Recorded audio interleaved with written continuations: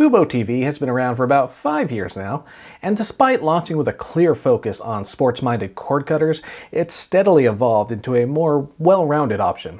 So today, we're going to take a closer look at the service, what's new, which devices and platforms are supported, and more. If you've been curious about fuboTV as your next live TV streaming service of choice, well, we hope this video helps. This, in case you haven't figured it out yet, is a Cord Cutters News review of fuboTV.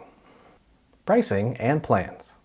So here in September of 2020, fuboTV has updated several key details in its plans and features, and we'll break them down here for you. Like a lot of its competitors, fuboTV offers up a few plan options for you to choose from. The key differences among them are available channels and standard features like cloud DVR storage capacity and the number of simultaneous viewers you can have. When you visit the site, you'll likely see the family plan options, which start at $64.99 per month, highlighted and given more focus. But it is worth pointing out that despite what you might see listed on the front page there, those aren't the cheapest plans available. No, there's actually a cheaper option called the standard plan, but to find it, you have to dive into the add-ons and more tab and scroll all the way down to the bottom to select the $59.99 standard plan. And here's a quick rundown of the different plans and how they compare to each other. You'll notice that some of the higher end plans include a more robust cloud DVR option that offers 250 hours of storage versus the standard plan's 30 hours. And until recently, that perk included 500 hours, but fuboTV lowered the hour limit and introduced an even higher tier that we'll get into soon. So the 250-hour cloud DVR normally costs $9.99 per month, but the family plan and Fubo Latino all include that 250-hour option as standard. The high-end elite plan includes a 1,000-hour DVR that goes for $16.99 per month if you want to add it to the other plans. As for other add-ons, fuboTV also offers family share upgrades that let 3 people stream on the same account at the same time. Now, the family plan includes that 3-screen family share option as well, but the Fubo Latino option allows you to view the service on 2 screens at once as standard, so you'd have to pay $5.99 per month to upgrade to 3 screens at once. And there's a new higher-end family share option as well. This one is called Family Share Max, and it allows for 5 screens at once and runs for $9.99 per month. As you might have guessed, the Elite plan, which includes that top-end 1,000-hour DVR, also includes the Family Share Max plan as standard too. And we should also mention that that top-end Elite package, which retails for $79.99 per month right now, does not offer a free trial like some of the other plans do, so keep that in mind if you opt for that top-tier plan. And then there are the channel add-ons, which you should see on your screens right now.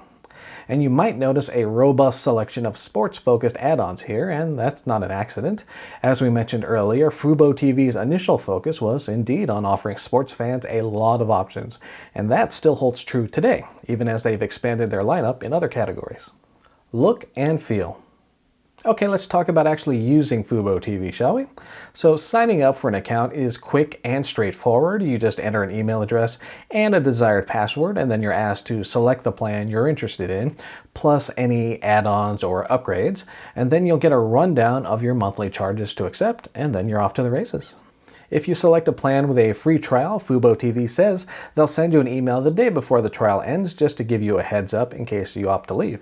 Once you've loaded the app, you'll be greeted with a fairly intuitive interface with large tiles and bold, easily readable text.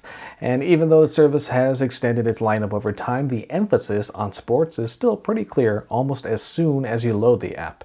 For example, you can set up notifications to alert you when your favorite team will be playing. And up top, you get a menu bar that divides the app into sections like Home, Sports, Shows, Movies, Guide, and Recordings.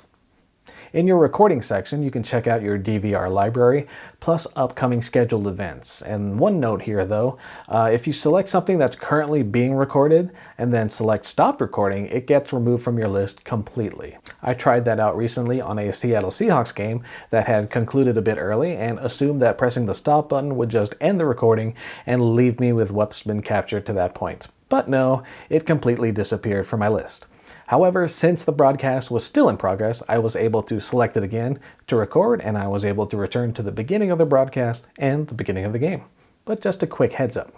The mobile app is similar in layout to the big screen version that you'll see on, say, Android TV devices like our NVIDIA Shield TV Pro. However, your various sections are now available on the bottom bar instead of the top.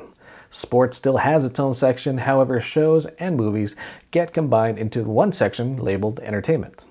But beyond space-saving organization like that, the mobile experience shouldn't take you too long to learn if you've already used the big screen edition. Supported devices. Next up, let's talk about device and platform support.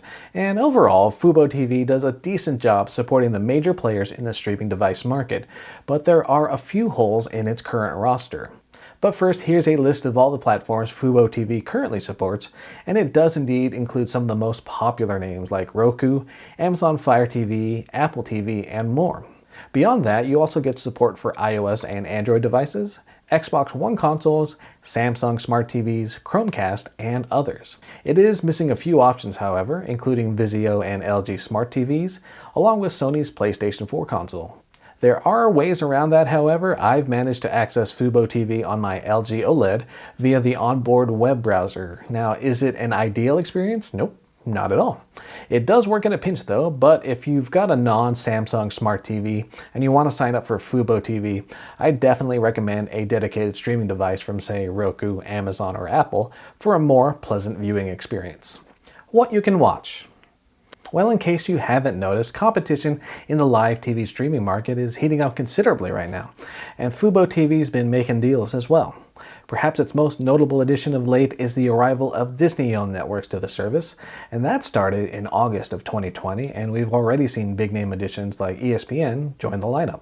And that only adds to fuboTV's reputation as a sports-heavy streaming service, and indeed, if US and international sports are high on your list, there's a lot to like about fuboTV's lineup. And depending on the plans and add-ons you select, you get access to an impressive array of sports, including professional and amateur-level leagues. And it's not just sports, however. fuboTV's added a growing lineup of lifestyle, news, entertainment, and other channels, and its overall lineup includes around 110 channels for the standard package, which expands to about 160 for the elite tier. And that's before we get into various add-ons that you can, well, add on. One other nifty perk is the inclusion of some content in 4K, including live sport. In fact, the service recently announced it'll start testing 4K broadcasts of Thursday Night Football and some college football. Although we should point out that recording 4K content is currently not supported just yet. On a more regional level, local station support varies depending on the network and your location, and we'll include a link to fuboTV's current chart in the video description down below. At the moment though, the service is playing catch up, especially when it comes to the number of local ABC stations it supports. Those ABC stations joined the lineup following the recent Disney deal, and so far we've seen availability in markets like New York, LA, Chicago, and San Francisco, along with a handful of other areas. fuboTV says via a support page on its site that more local stations will launch in the future, but right now, if local ABC content is important to you and you can't access it via an antenna, it's worth checking their site to see if your region currently has access. Wrapping it all up. So there you go, that's our look at fuboTV here in September of 2020. And as you can see, the service is in the middle of some significant growth and change, including that big deal with Disney to bring ESPN and other channels to the lineup. Beyond that, it's also recently tweaked its pricing, plans, and features, and here's how it currently stacks up against some of the other leading live TV streaming services out there right now. Of course, price is certainly a big factor, but it also helps if a service has the channels you actually want. So if you're interested in what fuboTV has to offer, I definitely recommend checking their site to see what's available in your area. As we said earlier, channel availability, especially when it comes to ABC affiliates, varies quite a bit depending on where you live. So definitely check what's actually on offer in your area before you sign up. And also, don't forget that some of fuboTV's plans offer a free trial period, so that should give you a better sense of whether or not you enjoy the menus, interface, and overall app organization. You won't get a free trial for the top-tier Elite plan again, but it might be worth giving one of the cheaper plans a shot first to see how you like the service itself before making the leap to the most expensive option. Overall, though, fuboTV is a solid TV streaming choice, especially, again, if you're a sports fan. I mean, yes, live sports have certainly been unusual this year, but fuboTV is definitely worth a look if you're looking to replace your cable or satellite plan with a sports-heavy live TV streaming service. If, however, sports aren't that big a deal to you, well then fuboTV's value proposition might not be quite as strong. You do have access to other content, genres, and options, but there might be other services that serve up more of what you want for a competitive price. And again, that's where those free trials can come in handy. In any case, thanks for watching today, and feel free to click the like and/or subscribe buttons down below, and stay tuned to our channel. Every Wednesday, Jess leads a live Q&A session with our viewers and subscribers, and on Thursdays, we do topical deep dives like this one right here. And then on Fridays, we wrap up the week with a week's worth of cord cutting and streaming news. For now, though, thanks again for tuning in. My name is Philip Palermo. Happy streaming. Take care.